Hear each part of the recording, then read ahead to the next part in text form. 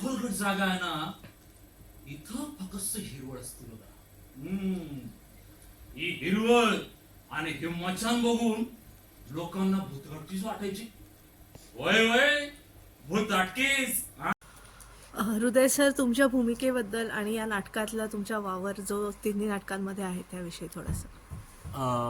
भूमिका भूमिकेचं नाव बुधन आहे आणि तो एकूण मध्य पूर्व बिहार म्हणजे 1960-70च्या काळातलं बिहार त्या प्रांतातलं आहे आणि तो त्याची तिथली भाषा, तिथल्या त्या मातीचा सुगंध किंवा त्याच्या तो ज्या स्तरातून येतोय त्या स्तरातल्या आजूबाजूचा सगळा जो भवताल आहे तो एकूण त्याच्या त्या पात्रात आहे, त्याच्या बोलण्यात आहे, त्याच्या एकूण सगळ्या वावरण्यात आहे.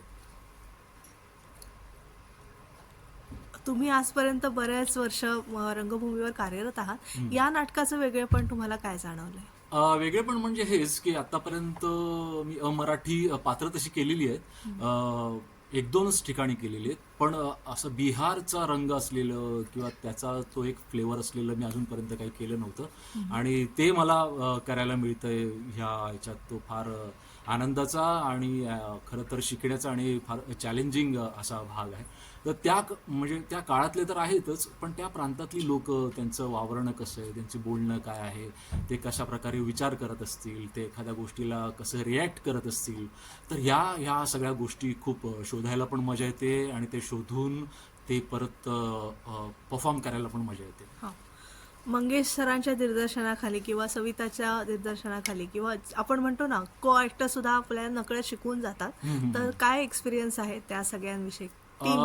मंगेश तसा ऍक्च्युली माझा 25 वर्षापासूनचा मित्र आहे, पण पहिल्यांदाच मी त्याच्या डिरेक्शन खाली काम करतोय आणि मंगेशने मला फारच फ्री हँड दिला.